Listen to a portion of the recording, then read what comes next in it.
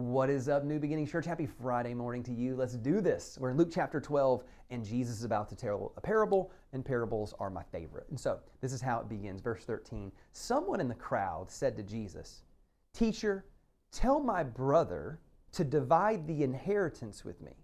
And Jesus says, "Man, who appointed me a judge or an arbiter between you?"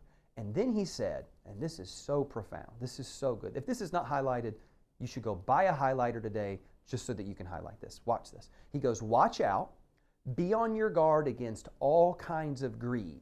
Now this is the definite part you got to highlight. Life does not consist in an abundance of possessions. Let me read that line again. You should tweet it. You should get a tattoo if you need to. Put it on a Post-it note, wherever you need to. Life does not consist in an abundance of possessions. And then he goes on to tell a parable, right? And so think about this. These guys are obviously arguing, these brothers, they're fighting over money. Common story, unfortunately. And he's like, hey, you need to tell him. And the first thing Jesus says, like, look, I don't want none of your family dispute. Don't put me in the middle of that. I'm not an arbiter. But he said, I will give you this, though. You're caught up in the stuff. And whenever you're caught up in the stuff, you're caught up in something that's rooted ultimately in greed. And until you change your mind and see the world differently and get a more grand view and imagination on how all this thing works, you're always going to be fixated on the stuff. And you'll have stuff, but more than that, stuff will have you until you adopt this mentality and realize this great revelation. Life does not consist in an abundance of possessions. And of course, our trap is that we're always chasing possessions, aren't we? Like, what are we driving? Where are we living? What are we wearing? Where are we vacationing? What trips do we have? Oh, how nice are our shoes? How nice is our watch? You know, like these. We get so caught up in materialism, and I do too. We get caught up in it. And of course, he goes on to tell a parable about a man who got stuff, who got even more stuff in a bumper crop, but then died.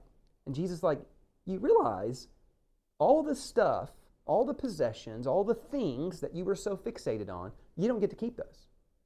You have them for this brief little window of time. What the book of James says, that your life is but a mist and a vapor. It's here one day and poof, it is gone the next. That's how fast life is. And your life is so short and so quick. If you get fixated on stuff, you're going to miss life itself. Because life itself is not in stuff. That stuff rusts, corrodes, gets stolen. People argue over it after your funeral. I mean, it's a terrible way to live life, and yet we get so fixated on it. And so, a couple of things here. Number one is this: greed is the desire for more.